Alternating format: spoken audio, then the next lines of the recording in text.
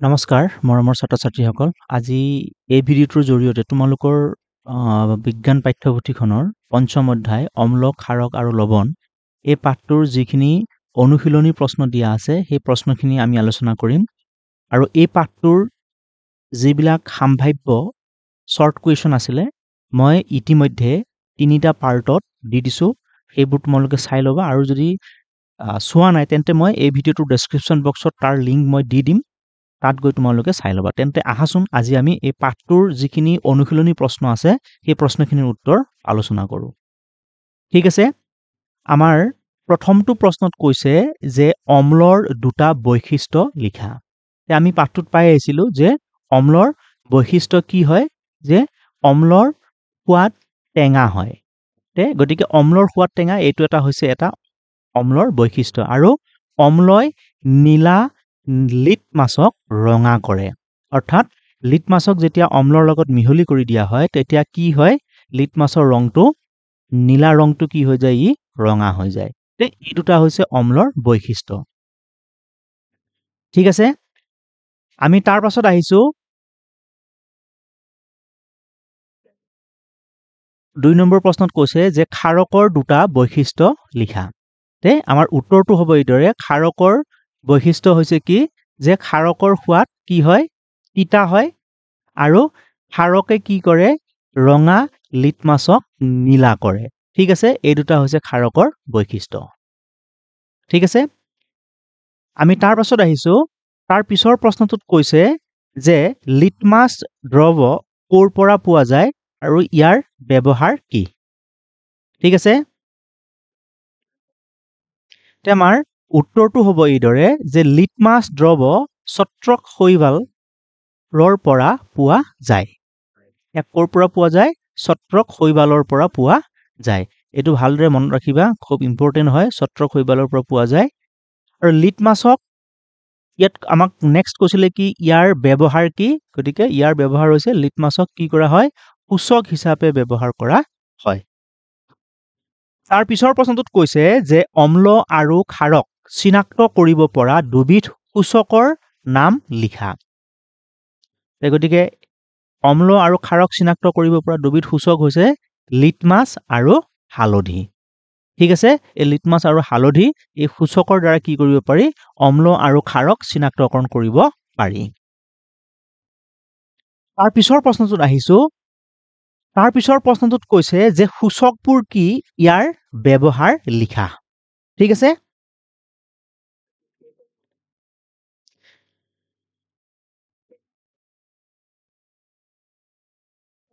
আমি উত্তৰটো লিখিব লাগিব এইদৰে যে সূচক হৈছে সেইবোৰ পদাৰ্থ যি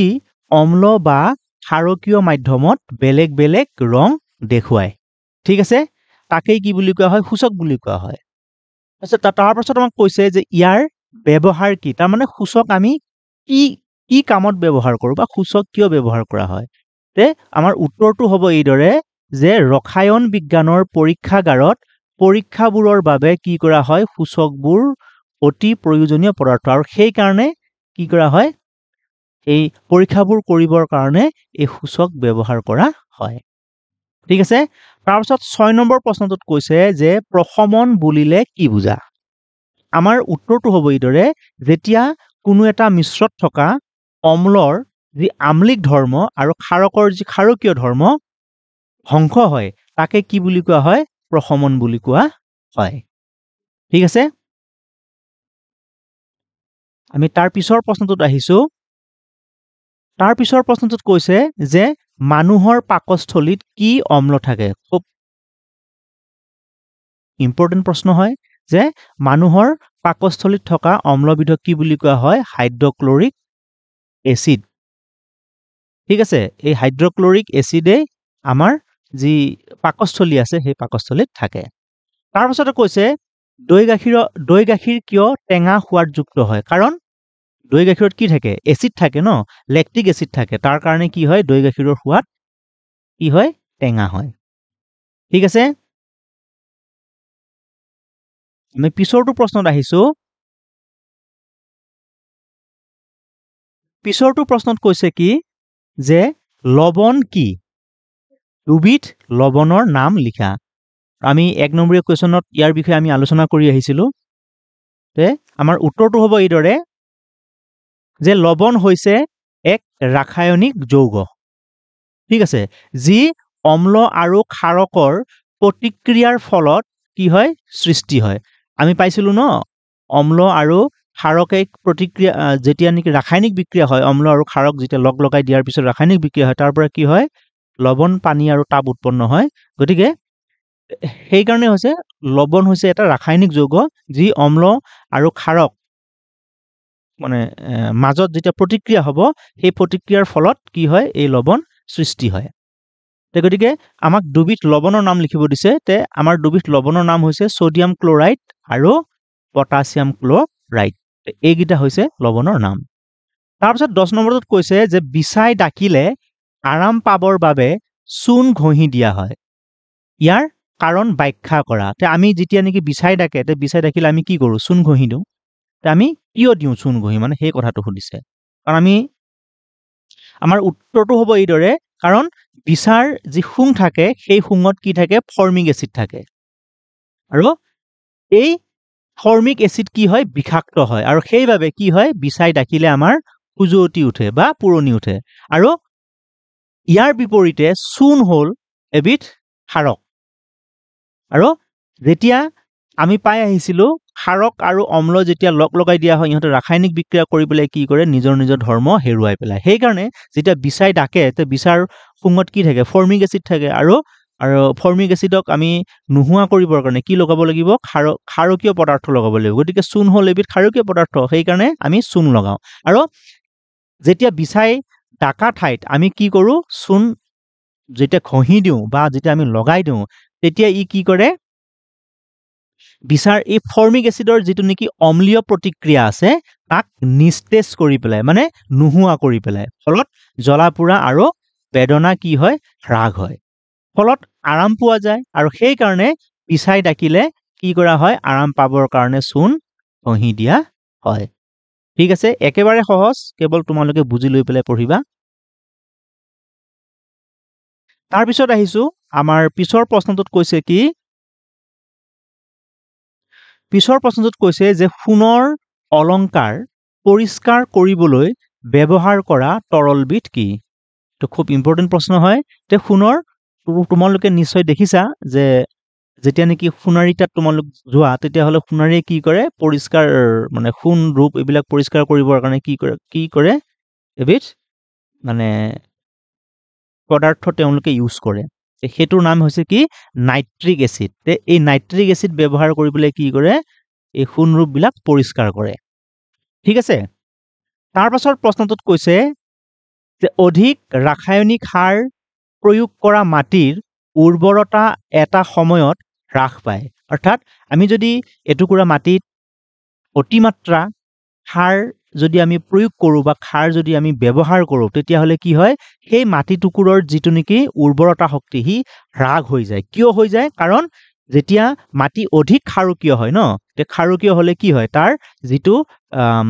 গুণ থাকে মাটিৰ সেই গুণটো নষ্ট হৈ যায় আৰু সেই ঠাইত সেই ক্ষাৰকীয় হোৱা মাটিখিনিত যদি আমি শস্য ৰোপণ কৰো বা উদ্ভিদ যদি ৰোপণ কৰো তেতিয়া হলে তাত উদ্ভিদ বা শস্যৰ কি নহয় বৃদ্ধি ভাল নহয় গতিকে আমাক এটা প্ৰশ্ন কৰিছে যেতিয়া নেকি মাটি অধিক যেতিয়া আমি ৰাসায়নিক সাৰ প্ৰয়োগ কৰো তেতিয়া মাটিৰ যিটো উৰ্বৰতা শক্তি হয় বা মাটিৰ যি গুণ হয় সি কি হৈ যায় কমি যায় আৰু ইয়াৰ কাৰণটো কি আমাক প্ৰশ্ন কৰিছে আৰু ইয়াক প্ৰতিৰোধ কৰাৰ বাবে আমি কি ব্যৱস্থা গ্ৰহণ কৰিব লাগে বা ইয়াক প্ৰতিৰোধ কৰাৰ বাবে আমি কি ব্যৱস্থা কৰা হয় আমাৰ উত্তৰটো হ'ব এইদৰে অধিক ৰাসায়নিক সাৰ যেতিয়া আমি প্ৰয়োগ কৰিম প্ৰয়োগ কৰাৰ ফলত কি হ'ব মাটিখিনি অধিক আমলিক হৈ যাব আৰু লগতে হি কি হ'ব ক্ষাৰকীয় হ'ব যাৰ ফলত যেতিয়া মাটিখিনি অধিক আমলিক আৰু ক্ষাৰকীয় হ'ব তাৰ ফলত কি হ'ব মাটিৰ যিটো উৰ্বৰতা শক্তি আছে সেই উৰ্বৰতা শক্তিটো কি হৈ যাব হ্ৰাস পাব মানে কমি যাবগৈ আৰু সেই ঠাইত কি হ'ব উদ্ভিদৰ বৃদ্ধি ভাল নহব আৰু যদি মাটিখিনি অধিক আমলিক হয় তেন্তে আমি কি কৰিব লাগিব পুৰা চূণ মানে কেলছিয়াম অক্সাইড বা শিথিলিত চূণ কেলছিয়াম হাইড্ৰ অক্সাইড আমি ব্যৱহাৰ কৰিব লাগিব কাৰণ যেতিয়া আমি তাত যেতিয়া আমি পুৰা চূণ বা শিথিলিত চূণ যেতিয়া আমি তাত ব্যৱহাৰ কৰিম তেতিয়া কি হ'ব মাটিখিনি যেতিয়া অধিক আমলিক হ'ব সেই আমলিক গুণখিনি কি হ'ব পুৰা চূণ বা শিথিলিত চূণ ব্যৱহাৰ কৰাৰ ফলত তাৰ আমলিকতাটো কি হৈ যাব কমি যাবগৈ আনহাতে যদি মাটিখিনি কি হয় অধিক ক্ষাৰকীয় হয় তেন্তে আমি তাত কি কৰিব লাগিব আমলিক পদাৰ্থ বা জৈৱ পদাৰ্থ আমি যোগ কৰিব লাগিব মানে তাত মাটিখিনিত দিব লাগিব দিয়াৰ ফলত কি হ'ব মাটিৰ যিটো ক্ষাৰকীয়তা আছে সেইটো কমি যাবগৈ মানে সম্পূৰ্ণ উলুটা হ'ব কাৰণ আমলিক যদি হয় ক্ষাৰকীয় পদাৰ্থ মিহলি কৰিব লাগিব আৰু যদি মাটি অধিক ক্ষাৰকীয় হয় তেন্তে আমি আমলিক পদাৰ্থ মিহলি কৰিব লাগিব তেতিয়া কি হ'ব অধিক আমলিকতা নাইকিয়া হ'ব আৰু যদি অধিক ক্ষাৰকীয়তা থাকে তেতিয়াহ'লে সিও নাইকিয়া হৈ যাব আৰু এই প্ৰক্ৰিয়াই কি কৰিব তেতিয়া মাটিৰ যিটো উৰ্বৰতা শক্তি আছে তাক বৃদ্ধি কৰিব আৰু গছ-গছনি বা উদ্ভিদৰ বৃদ্ধিত ই সহায় কৰিব গতিকে ইয়াৰ কাৰণটো আছিলে এইটোৱে যেতিয়া নেকি আমি অধিক ৰাসায়নিক সাৰ প্ৰয়োগ কৰোঁ তেতিয়া কি হয় মাটিৰ যিটো উৰ্বৰতা শক্তি থাকে সেইটো কমি যায়গৈ আৰু ইয়াক প্ৰতিৰোধ কৰিবৰ কাৰণে কি কৰিব লাগে তে আমি গোটেইখিনি কথা ইয়াত আমি পালো গতিকে তোমালোকে প্ৰশ্নটো ভালদৰে বুজি ল'বা পঢ়াৰ সময়ত একো টেনচন লোৱাৰ প্ৰয়োজন নাই তে পঢ়াৰ সময়ত বুজি লৈ পঢ়িলে ধুনীয়াকৈ তোমালোকে লিখিব কাৰণে পাৰিবা আৰু এই প্ৰশ্নৰ উত্তৰবোৰ তোমালোকে মুখস্থ কৰাৰ কোনো প্ৰয়োজন নাই মই বাৰে বাৰে কৈছো যদি তোমালোকে মুখস্থ কৰা তেতিয়াহ'লে ভাল মাৰ্কছ তোমালোকে কেতিয়াও কেৰি কৰিব নোৱাৰিবা তোমালোকৰ উদ্দেশ্য সদায় এটাই হ'ব লাগে যে মই পাঠটো পঢ়ি পেলাই তাৰ যিখিনি মূল জ্ঞান সেই মূল জ্ঞানখিনি যাতে মই বুজি ল'ব পাৰোঁ কাৰণ তুমি যেতিয়া বুজি ল'বা তেতিয়া যিকোনো প্ৰশ্ন আহক A to Z তুমি সেই পাঠটোৰ পৰা প্ৰশ্ন অতি সহজতে কৰিব কাৰণে পাৰিবা ঠিক আছে আমি পিছৰটো প্ৰশ্নত আহিছো আমাৰ পিছৰটো প্ৰশ্নত কৈছে যে বৰলে বিন্ধিলে আমাৰ শৰীৰত এৰি দিয়া ৰাসায়নিক দ্ৰব্যবিধৰ নাম কি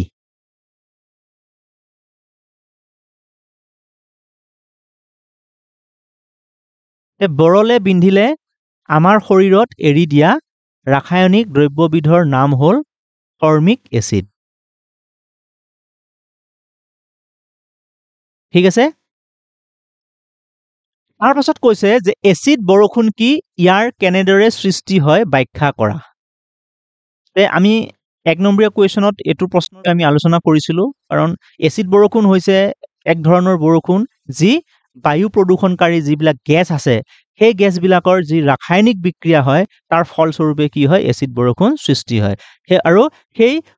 বায়ু প্ৰদূষণকাৰী গেছসমূহ হৈছে সালফাৰ ডাই অক্সাইড নাইট্ৰজেন ডাই অক্সাইড আদি গেছসমূহ বায়ুমণ্ডলত থকা যিটো নেকি জলীয় বাষ্প আছে তাৰ লগত ই মানে ৰাসায়নিক বিক্ৰিয়া কৰি পেলাই কি কৰে এই এচিড বৰষুণৰ সৃষ্টি কৰে ঠিক আছে মই ইয়াৰ পিছৰখিনি ইয়াত দিয়া আছে তলত দিয়া আছে কি সৃষ্টি কৰে ই সালফিউৰিক এচিড ঠিক আছে ই সালফিউৰিক এচিড আৰু নাইট্ৰিক এচিড সৃষ্টি কৰে যিবিলাক আমাৰ কাৰণে বহুত ক্ষতিকাৰক আৰু এই এচিডসমূহে বৰষুণৰ পানী কি কৰি তোলে আমলিক কৰি তোলে ফলত কি হয় সেই বৰষুণকে কি বুলি কোৱা হয় এচিড বৰষুণ বুলি কোৱা হয় আৰু এই ধৰণৰ গেছসমূহ সাধাৰণতে বিভিন্ন উদ্যোগৰ পৰা নিৰ্গত হয় যেনে ৰাবাৰ উদ্যোগ যান-বাহনৰ উদ্যোগ ৰাসায়নিক উদ্যোগ তেল শোধনাগাৰ আৰু অতিৰিক্ত যান-বাহনৰ পৰা ওলোৱা ধোঁৱাৰ পৰা এই গেছবিলাক কি হয় তাৰ পৰা ওলায় আৰু ফলত ই যেতিয়া এই গোটেইকেইটা মিলি পেলাই যেতিয়া ৰাসায়নিক বিক্ৰিয়া কৰিব সেই ৰাসায়নিক বিক্ৰিয়াৰ ফলত কি হ'ব এই এচিড বৰষুণ হ'ব আৰু ই আমাৰ কাৰণে ক্ষতিকাৰক আৰু এই গেছসমূহ বায়ুমণ্ডলৰ জলীয় বাষ্পৰ লগত মিলি ৰাসায়নিক বিক্ৰিয়া কৰি কি কৰে এচিড বৰষুণৰ সৃষ্টি কৰে ঠিক আছে মৰমৰ ছাত্ৰ-ছাত্ৰীসকল আজিলৈ ভিডিঅ'টো ইমানখিনি আছিলে প্ৰশ্ন তোমালোকৰ অনুশীলনী ইমানখিনি আছিলে মই আশা ৰাখিছোঁ তোমালোকে ভিডিঅ'টোৰ পৰা উপকৃত হ'বা আৰু মই পুনৰ কৈ দিছোঁ এই পাঠটোৰ যিবিলাক সম্ভাৱ্য অতি গুৰুত্বপূৰ্ণ তোমালোকৰ নেক্সট আহি থকা বছৰেকীয়া পৰীক্ষাৰ কাৰণে খুবেই ইম্পৰ্টেণ্ট হয়। যদি তোমালোকে আগৰ যি শ্বৰ্ট কুৱেশ্যনৰ মোৰ ভিডিঅ' পাৰ্ট ৩টা মই দিছোঁ, যদি চোৱা নাই তেন্তে তোমালোকে চাই ল'বা। মই এই ভিডিঅ'টোৰ ডেছক্ৰিপশ্যন বক্সত তাৰ লিংক মই দি দিছোঁ, তাত গৈ তোমালোকে চাই ল'বা। তেন্তে ঠিক আছে, আজিলৈ ইমানেই। ধন্যবাদ।